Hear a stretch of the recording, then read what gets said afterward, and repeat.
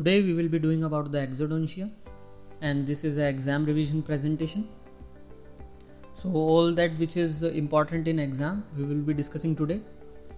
Definition, indication, contraindication, complications, transalveolar extraction and principles of elevators. So starting with the definition, Exodontia. The ideal tooth extraction is defined as the painless removal of the whole tooth or tooth root with minimal trauma to the investing tissues so that the wound heals uneventfully and no post-operative prosthetic problem is created.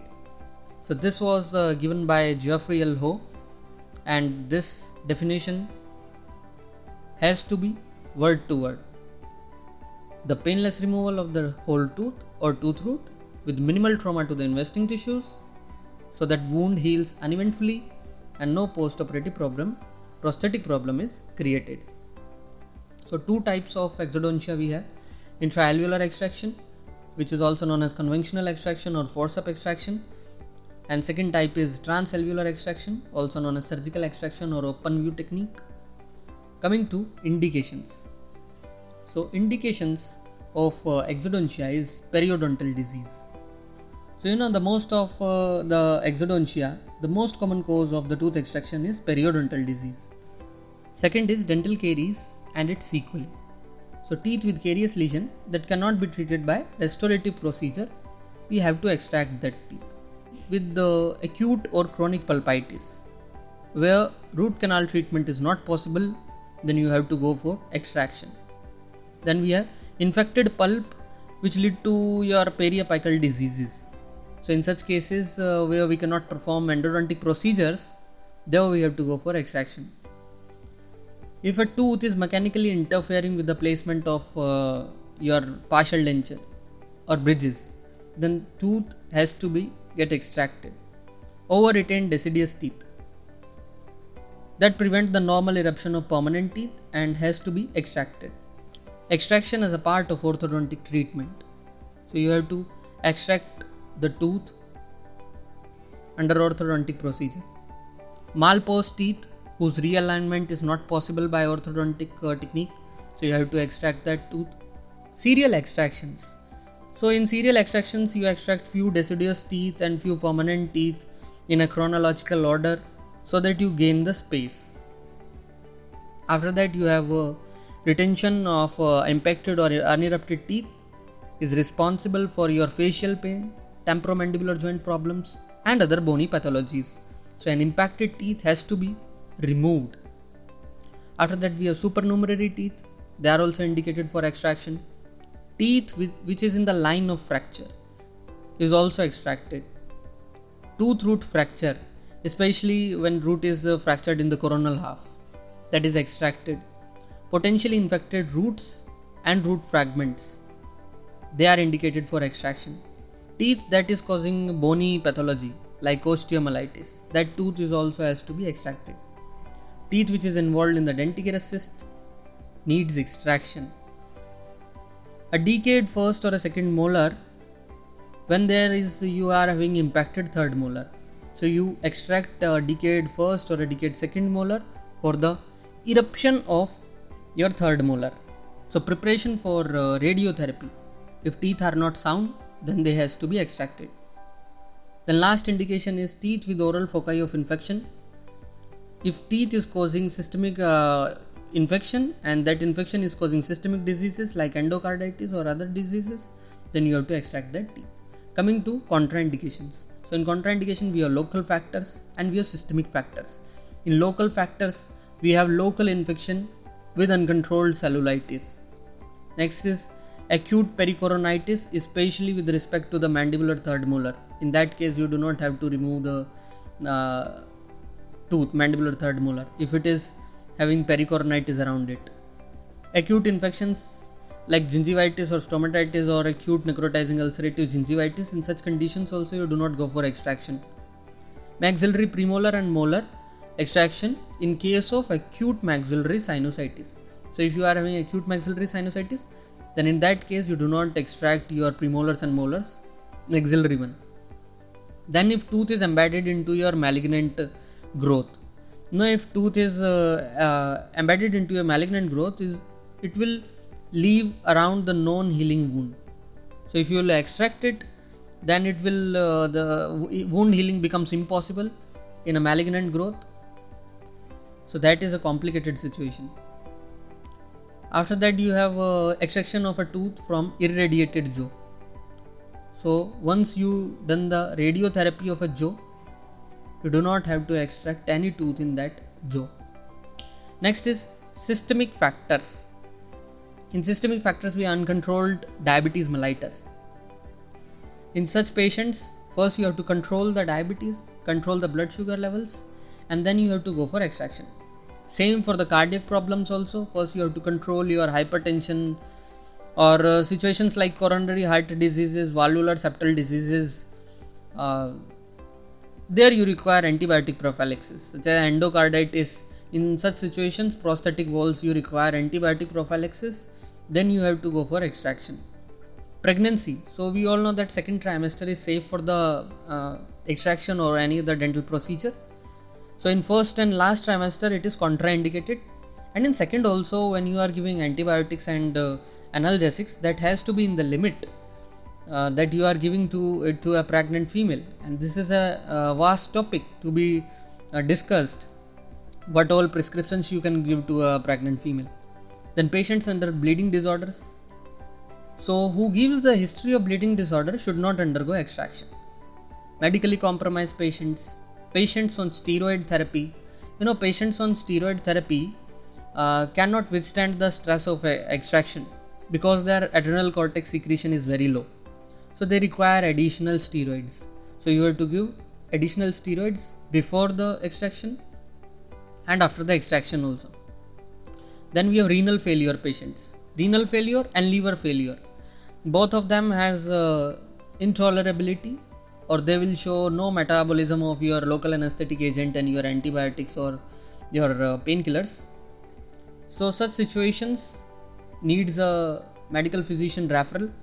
And then we have psychosis and neurosis. So these are the problems of nervous system, which will show you these patients does not cooperate with you, and they will show complications after the extraction. So better not to do the extraction on these patients. So patients who are taking anticoagulants that need to be stopped or need to be decreased, after that you can go for extraction. Otherwise there will be post-operative hemorrhage, and this should be managed with the consultation with the patient's physician. After that, patients with liver disorders. So patients with cirrhosis, hepatitis, they report bleeding problems. That's why we avoid such patients.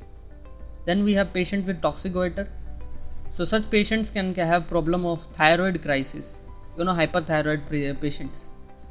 So extraction is not done in such patients. Then coming to complications. So complications during extraction are operative complications, and after extraction are post extraction complications. So during extraction, what all you can see as a complication is, first is fracture of tooth. So tooth fracture, root fracture, or a mandible fracture are the frequent complications which you will encounter during extraction of any teeth. And alveolar bone fracture are basically the frequent one when extraction is difficult, or when you are applying the wrong direction, force in the wrong direction, excessive forces, and suppose you have not seen the periodontal ligaments and tooth is ankylosed, and you are putting excessive pressure and extracting by the close technique with the forceps, then alveolar bone has to undergo fracture. So in such cases, ankylosis tooth are indicated for surgical extraction. You have to remove the bone and then take the tooth out. After that, next complication is maxillary tuberosity fracture. So this can occur while you are attempting the extraction of maxillary third molar. So when you are removing the third molar, it can produce perforation to the sinus, maxillary sinus, after maxillary tuberosity fracture. So if a fractured tuberosity has its attachment, if the fractured tuberosity has its attachment of mucoperiosteal flap, then you have to replace it back into the original position. You just replace it back into the original position. You splint the third molar with the second molar and allow for alveolar stabilization. It requires 2 weeks of time. It will heal, And after that, after your maxillary tuberosity gets stabilized, after 2 weeks, 2 to 3 weeks, then you can go for maxillary third molar removal, and then you have to use transcellular extraction, the open method. Next complication is mucosal tear. This occurs when you do not reflect your gingival margin away from the tooth by the periosteal elevator. So that has to be done. So when you grasp your forceps and your beaks are pinching the gingival margin, then mucosal tear occurs. So you have to take care that your beaks does not pinch over the gingival margin. Then we have oroentral opening. So while extracting maxillary premolars or molars, this can be accidentally happen that maxillary sinus get opened while extraction. So and in some cases root can also be pushed into the sinus. So that is a problematic situation. You have to take the root out, or you have to make decision whether to leave the root or whether to take out the root, and that has to be taken out. Okay. If there is small opening, then there is no worries. It will fill up with the clot, and you just suture it, suture the socket, and that clot will not get dislodged, and that will repair. There will be callus formation, and there will be healing of the extraction socket, and it will completely block the opening. But if there is a large opening, then you have to use some sort of other things, like you can use gelatin sponge, you can use resorbable collagen sheets. You have to you just put it the gelatin sponge or some other form of collagen, then you suture it. And you can also do the pedicle flap, or you can use buccal advancement flaps or other techniques. So oroentral opening is also a vast topic which has to be covered into your OMFS syllabus. Next is your tooth pushed into the spaces of neck. So when you are using your elevator injudiciously, you can push the mandibular third molar. See, mandibular third molar is more prone of getting down into the spaces of neck. So mandibular third molar into the submandibular or parapharyngeal spaces, right? So how you can prevent this? You have to keep your thumb or finger of your left hand to guard onto the lingual side while elevating the mandibular third molar. Then we have neural injuries. Neural injuries are although uncommon, they are rare, but they can occur when your roots of mandibular molars are hooked with your inferior alveolar nerve, or when you are blindly using your elevators or curate in the periapical area, that can cause neural injuries. Or while removing an impacted third molar, you damaging the lingual nerve or retracting the lingual soft tissues. So these things can do the neural injuries. So you must know the proper anatomy of the area, and you do not have to use the elevator injudiciously. Then come to the injury to the soft tissue. Again, if you use your elevators, you know elevators are sharp pointed things. If they slips over to the tooth or root, then they will definitely cause injury to the soft tissues. Either they will penetrate inside the tongue, or penetrate into the floor of mouth, or penetrate into the palate. So you have to carefully handle the instrument. Your grasp should be firm. Then you have to use sharp instruments. You do not use dull instruments, blunt instruments. You are using blunt instrument, then you will put excessive forces over to the tooth, and excessive forces will slip your hand, and the instrument will cause soft tissue lacerations. Coming to hemorrhage. Now during exodontia, during extraction, minimal hemorrhage is for a couple of minutes it is normal. But if there is excessive bleeding, suppose in a patient of hypertensive, and you do not taken the proper case history, and patient is excessively bleeding, then in such case it can be a complicated situation which has to be handled. Or you injured a feeding vessel, you injured some major artery that is causing excessive bleeding. So how you prevent it? So first prevention method is case history, a detailed case history. You need to know the case history about the anticoagulants the patient is using, about the cardiac problems of the patient, hypertension of the patients, and all any other drug history of the patient, all these things, right? And after that you have to perform atraumatic procedure. For atraumatic procedure you can use physics forceps, and if there is more pressure than you more bleeding, then you can apply pressure, or you can use some sort of local hemostatic agents or you can use systemic hemostatic agents. Then coming to injuries to the adjoining teeth. So a careless operator can cause injury to the adjoining teeth, right? You do not have to use your instruments injudiciously. You have to carefully handle your instruments.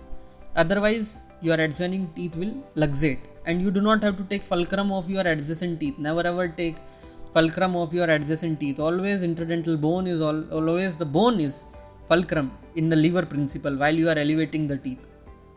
Coming to post extraction complications. So in this first complication is post operative hemorrhage. So this can be very serious and it can dangerously affect the health of the patient. If it allows to bleed for a couple of hours post operatively, then it has to be prevented and treated as fast as possible. So first of all the patients who are going for extractions, after extracting the tooth, you are giving instructions to the patient, and the first instruction you give that do not rinse your mouth, keep the cotton plug over at least 30 minutes over the pressure, so that there is no clot dislodgement, and there is bleeding stopped within the time limit of 30 minutes, and you have to squeeze that area after putting that gauge piece. And when you come to the treatment of post-operative bleeding, post-operative hemorrhage, then you have to treat with local hemostatic agents. You can use gelatin sponge, you can use resorbable collagen, you can suture the wound, you can apply bone wax over the socket, and other agents like you can use Surgicel hemostatic gauge piece, you can use adrenaline soaked gauge piece. After that you can also give systemic agents. Systemic agent you can give tranexamic acid. So this is a vast topic, right? So this need discussion over a detailed topic of this post-operative bleeding, right? So you must control this post-operative bleeding. After that we have pain and swelling. Pain and swelling, when you are damaging more of the alveolar bone, you are doing a traumatic extraction. In such cases, there is excessive inflammatory edema. Excessive edema is seen in these patients when you are doing excessive surgical trauma. So swelling has to be reduced. In such cases, either you give the anti-inflammatory drugs, or generally we ask the patient to have cold application over the swelling, or we generally ask the patient to have cold foods for first 24 hours. After that we have dry socket. Now dry socket is also a vast topic to be covered. So dry socket is basically when pain, and it is very sharp pain, radiating pain, when pain will occur on the second or third post extraction day. So it usually starts from the second or from the third post extraction day, accompanying with a fetid odor. So there will be foul smell from the mouth, and you will see the exudate. You will see grayish green deposit over the bony socket.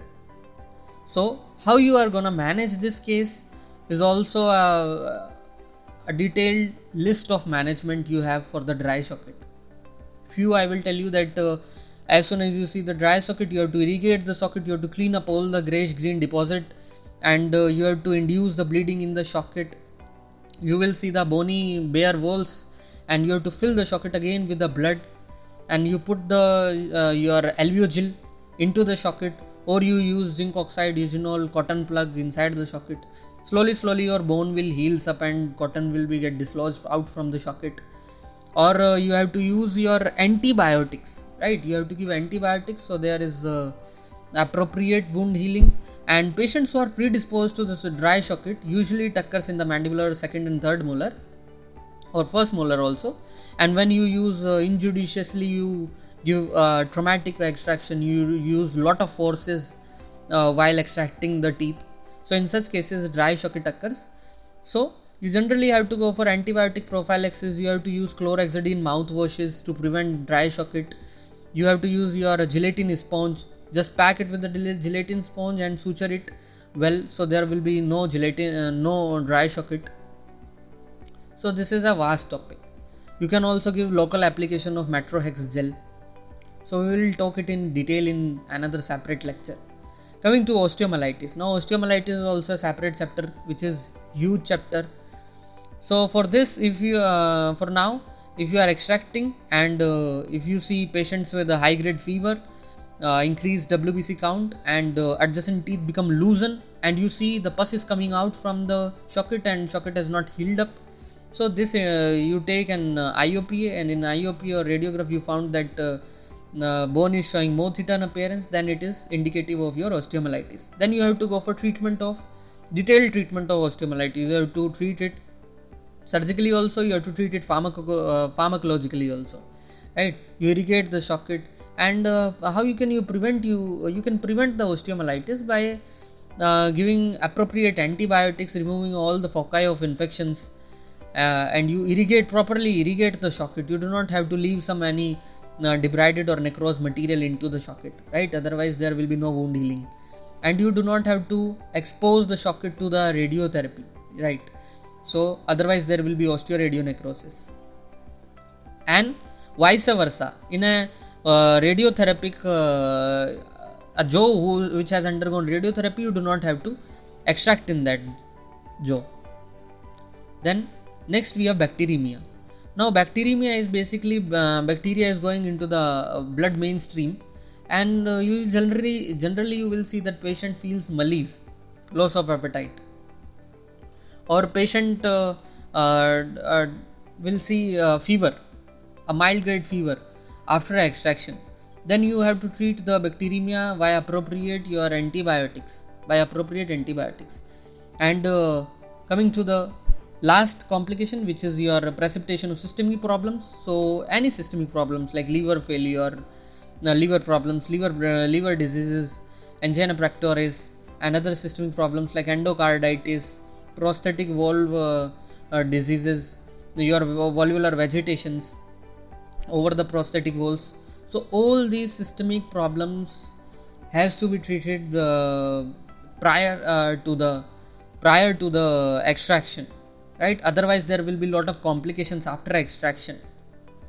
And situations like endocarditis, we give antibiotic prophylaxis. Prosthetic valve, we give antibiotic prophylaxis. In such situations you need to know about the antibiotic prophylaxis. That is also we will cover sometime in a detailed lecture, but you have to give antibiotic prophylaxis for such cardiac problems.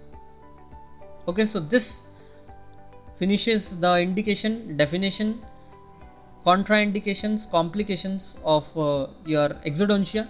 Next is your exodontia transcellular extraction. So I think video is getting long, so I will give this transcellular extraction in another part of this video or in the next video. I hope this will be beneficial to you. Thank you all.